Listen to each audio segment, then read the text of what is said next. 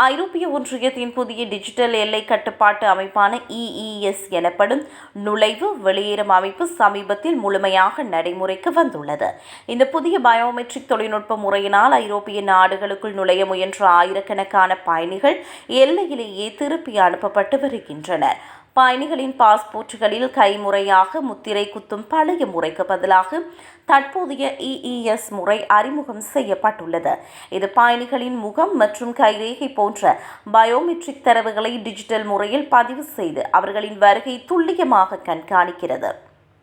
புதிய தரவுகளின் அடிப்படையில் இந்த டிஜிட்டல் முறை அமுலுக்கு வந்ததிலிருந்து சுமார் 32,000 பயணிகள் ஐரோப்பிய எல்லைகளில் தடுத்து நிறுத்தப்பட்டுள்ளனர்.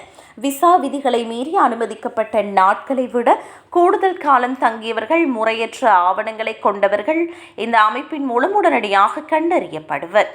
ஐரோப்பிய ஒன்றியத்தை சேராத நாட்டைச் சேர்ந்தவர்கள் விசா இல்லாத 180 நாட்களில் அதிகபட்சமாக 90 நாட்கள் மட்டுமே தங்கியிருக்க அனுமதி உண்டு. முந்தைய காலங்களில் ஓரிரு நாட்கள் கூடுதல் தங்குவது பெரிய அளவில் கண்டறியப்படாமல் இருந்த நிலையில் புதிய கணினி முறை தற்போது ஒரு நாள் தாமதத்தை கூட உடனே காட்டிவிடுகிறது. பாதுகாப்பு அச்சுறுத்தலாக கருதப்பட்ட சுமார் 800 பேரும் இந்த டிஜிட்டல் சோதனை மூலம் அடையாளம் காணப்பட்டு எல்லையிலேயே தடுக்கப்பட்டுள்ளனர். இந்த பயோமெட்ரிக் தகவல்கள் அனைத்து ஐரோப்பிய எல்லைகளிலும் உடனடியாக பகிரப்படுவதால் தவறான ஆவணங்கள் மூலம் வேறு நாடு வழியாக நுழைய முயல்வது முற்றிலும் தடுக்கப்படுகிறது.